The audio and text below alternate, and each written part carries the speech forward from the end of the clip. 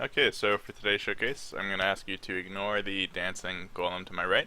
Um, we're going to be going over a couple different spells. I have got new nature spells, new sound spells. Technically, they're just in the trees now, or rather in the spell wheel tree. We also have a new magma spell. So we're at 2 nature, 1 magma, and then 2 sound. So obviously we want to fill those out, but it's still pretty cool that we're already, getting through the meat of those.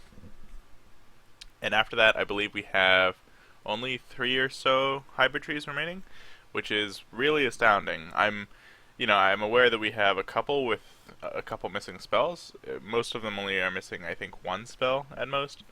But still, to be able to say that we have the large majority of these hybrid trees is just stellar. So I'm excited for that. A couple things of note. First of all, I have disabled the parallax right now, so stars will be a little bit less pretty. I did implement a modifiable feature, or rather variable, I guess, for players. It is not fully implemented, I should note, so I can't actually change that down here anywhere because we don't have a settings box. But once we do, you'll be able to just adjust some sort of slider, some sort of value to say how fast and how far and how so on the stars move when you move, which is how parallax works, of course.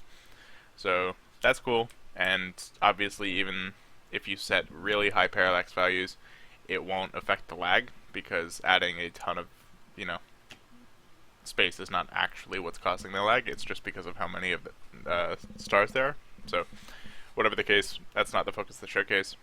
What I wanted to show off, obviously, is the new stuff with spells, because like I said last time, that's pretty important to me, and even though we got a bunch of assets and those are always fun to see, I want to show off, stuff I've done as well, just because I want you guys to know that I'm still doing stuff and everything, or I'm still active and everything. So, we're going to go ahead through here. This is another thing I think I forgot to mention.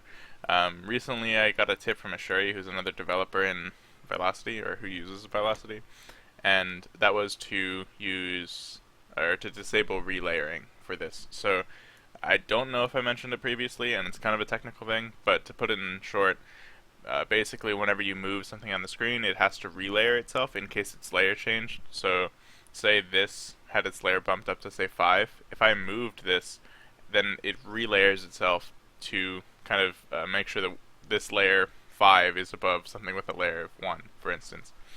And obviously nothing here has its layer change, because nothing is moving up or down, so to speak.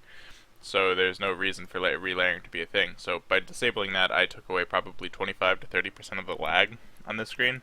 So now it's very smooth.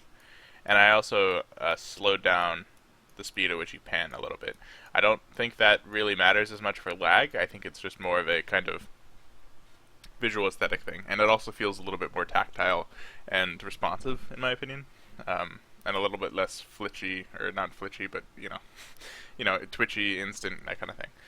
So one of the changes I did make was a little bit of rearrangement here. So previously gravity was attached to wind, and that was actually incorrect. So the way that I had it planned initially was for sound to be attached to wind. So that's how it is now, and I've moved gravity over to Earth. So gravity actually completes Earth's hybrids. So previously we had no hybrids for Earth, and now we have these two, or at least directly branching off of it rather than secondarily branching off of it. So, as you can see, nature's done here. I'll go over that in a second. But first, gravity's here. I believe I also changed, or I decided that magma is going to be a fire tree. I think initially I expected that to be a earth tree, but after careful consideration, I have decided to go the other route with that. The reason for that being, I don't want to put a huge DR tree, or rather the DR tree, or defensive tree, I guess, alongside Earth, which is already pretty defensive, or the goal is for it to be defensive, and, DR oriented with tectonic shell and everything. So, in an effort to kind of slightly avoid the, encouraging stacking that stuff, I've put it here with the secondary being Geospike, so, or rather, secondary being Earth. So, magma's up here, and it's a fire primary hybrid, if that makes sense. I'm not sure if you guys know what that means, but if you do, if you don't, just ping me and I'll explain it in the chat. But anyway, light is not done yet. I believe these are both undefined still, so no updates there yet. I'm working on it. Sometime soon it should be done. But we are getting very close. So I think the only ones we're missing are Steam for fire, and then let's see here, ice for water. And after that, I believe we're done with hybrid trees. We're still missing one for lightning, one for sound. We're missing these two for magma, of course, because it was just done. Two for light, which are almost done. I believe they're pretty much the whole way done. Obviously ice, body's done, nature missing one, and then gravity's done. So we are getting really close. We're only missing, probably two trees, like I said, and then a handful of spells here and there. So I'm very excited about that. But of course, you guys probably don't care about all this. You probably just want to see the spells. So I'm going to go ahead and get into that. And I want you guys to know these spells are by far the most fun to make. I really have not waited as hard to make any spell as I have for these. So first is Crawling Field, then Entangling Thorns, and then up here we have Core Plating. So I'm going to go over these one by one and explain what they do, a little bit beforehand and a little bit afterhand. So first up is Crawling Field. So Crawling Field is somewhat complicated in concept, but actually very simple in practice. So it is a little bit rougher on the edges still, but it's come a long way since last showcase. So I'm going to go ahead and hit it. So it places down this 3x3 thing of vines, and then this thing of vines stretches out, and it grabs, or it does damage, a small amount of damage, and then it drags it back to the center, as you can see. That decays, and then this stops doing damage as it is dead, and then it slowly decays. So I am going to get some growth states for those, so it's not instant, and some death states as well, which will probably be just that in reverse. So that won't be so sudden, and the death won't be so sudden either, the decay either. But that is the idea for the most part. So it is going to be a little bit hard to show you guys, but I do want to, if I can. So I'm going to lower my health by doing that, and then I'm going to stand here. So the cool thing about this is not how little damage it's doing, because that's obviously not very exciting. It's that you get healed, and it's somewhat hard to see on these vines because of the color. But essentially, if you are standing on one of the vines when it's attacking the player, or the target, whoever that is, it will in fact heal you, which I think is very, beneficial. Right now it's a flat amount, but in the future, or rather whenever I get around to fixing it, it's just going to be based off of the damage you deal. So I've said this a couple times now, but the entire focus of nature is to kind of fixate upon lifesteal.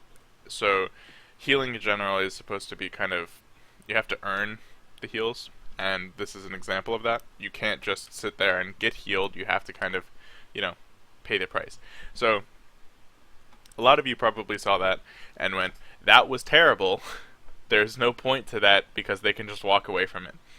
So that's where Entangling Thorns come in, right? So this spell, Crawling Field on its own is a pretty cool spell in my opinion. I really like the idea of it. It's one of the ones I've been waiting for a very long time to make. But it's not very much on its own, right? It's cool. Having an AoE that grows and kind of tries to attach to an enemy is pretty cool, too, in my opinion. But like I said, on its own, no one's just going to walk into this AoE, right? You're not going to get very much value out of it, and even if you do try to use it to zone someone or something like that, you're not doing a crazy amount of damage with it, even if the damage values right now aren't set in stone. So, the other spell in nature is actually going to help with that a lot. So, Entangling Thorns, this guy's going to chase me down.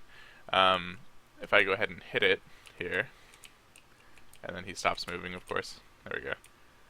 So as he's moving, you'll see the further he moves, that was a really terrible example. You guys don't have to worry about that in here. This is it printing how long, or rather, how far it's moved. So you can see where it started, it was just kind of meandering along, it stopped, then it aggroed me, so it moved quite a bit, and then it stopped aggroing me, and then it stopped moving altogether, and then it aggroed me once again. I'll show that off again in a second, but there are a few things at play here.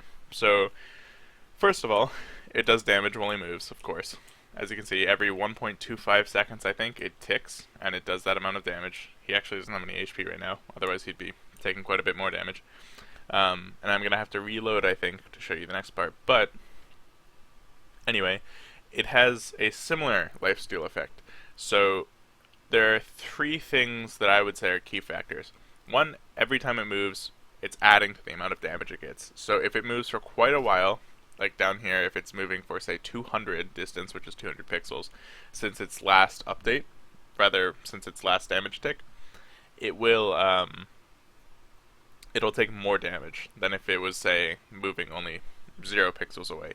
So that scales with it to a value that I decide. I believe right now it's 80% of the distance traveled. So that is potentially a large amount of damage. So you don't want to keep moving. If you do keep moving, obviously you're punished for it.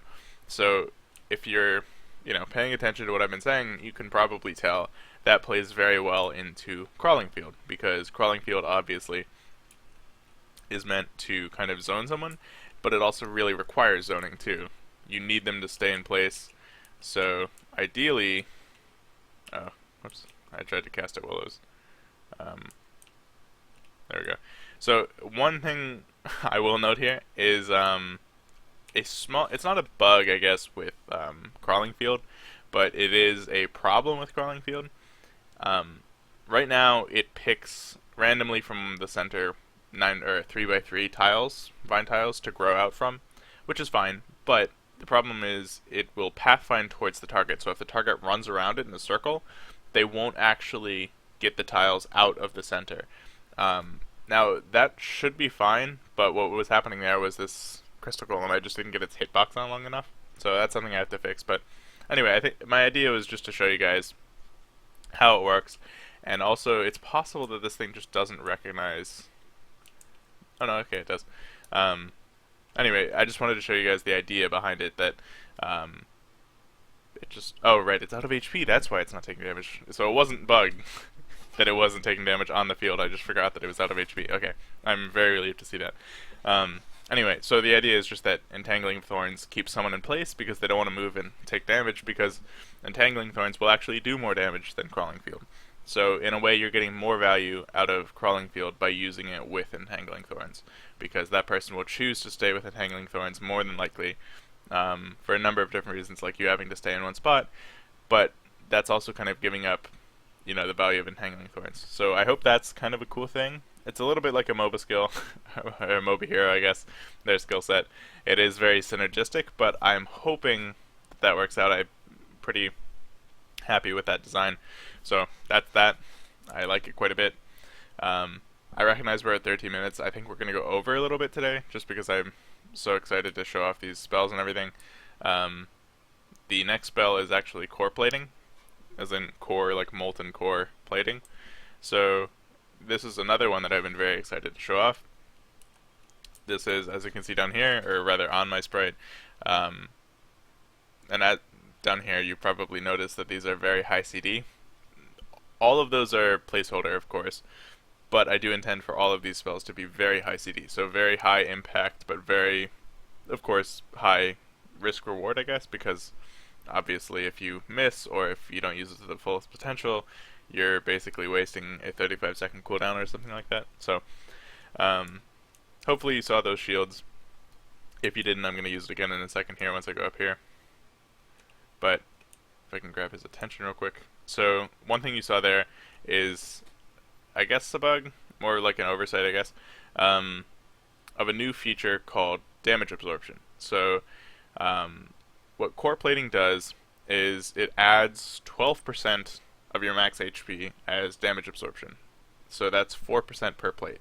So it's not very easy to show. He did actually wear through my damage absorption there. But there are 3 different states to the sprite. So as I'm taking damage, you'll see it's gray again once he hits me. If he does hit me. There we go. So he's not going to be able to wear me down fast enough to get to the other 2 states. But take my word for it, there are 2 other states where you have 2 shields and 1 shield. So the idea with this is that you cast the spell and then you have 12%, as I said, of a max HP shield.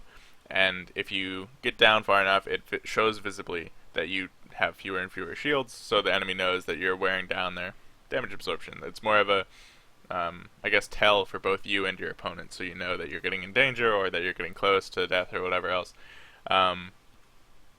But the idea is for the rest of the magma tree to play off of this. So I think that, generally speaking, nature and magma are some of the least entertaining trees in most genres of games. And I say that not to make generalizations or to stereotype games. It's just that when you use Magma or when you use Nature, Nature tends to be just, happy-go-lucky, you get some heals, not very exciting. And then Magma tends to be, something very similar to just a combination of fire and earth. So I wanted it to be unique, and I'm using some concepts similar to Bone Magic from Tales of Magiel, if you guys know that game, wherein you are actually protecting yourself, and you can see it clipping a little bit. That's just because the icon, I have to adjust it to the different states and everything, but regardless, that's core shielding, or core plating rather, and the other two spells are going to play off of that. I believe I'm going to have one called Eruption, or something similar, that plays off of how many plates you have remaining. So if you run down plates, you'll actually be able to use that to your advantage, or rather vice versa. So you want to avoid running down plates. So even though it's giving you damage absorption, you want to avoid taking damage despite that, so that you can get off your offensive spell. So I hope that you guys enjoyed. I recognize we're way over 16 minutes. Very long showcase today. It's practically two smashed together, but I wanted to go into as much detail as I could with these three spells because, like I said, they're probably the ones I've been most excited to make, and they're absolutely going to be the ones I'm maintaining the most, I guess, or rather they're going to be the ones I'm modifying the most, just because I want to get them to feel right, and also because, especially for Crawling Field, they use a lot of new logic, so I want to make sure that works well and it isn't buggy. So we'll see about that next time. I'm hoping everything will be nice and polished by then. If not, whatever, what can you do? But I hope you guys enjoyed. Hope you guys look forward to the next one. Again, sorry for the two showcases in one, or at least in length. I was just kind of excited to show these off. So, hope you guys enjoyed. Have a good day.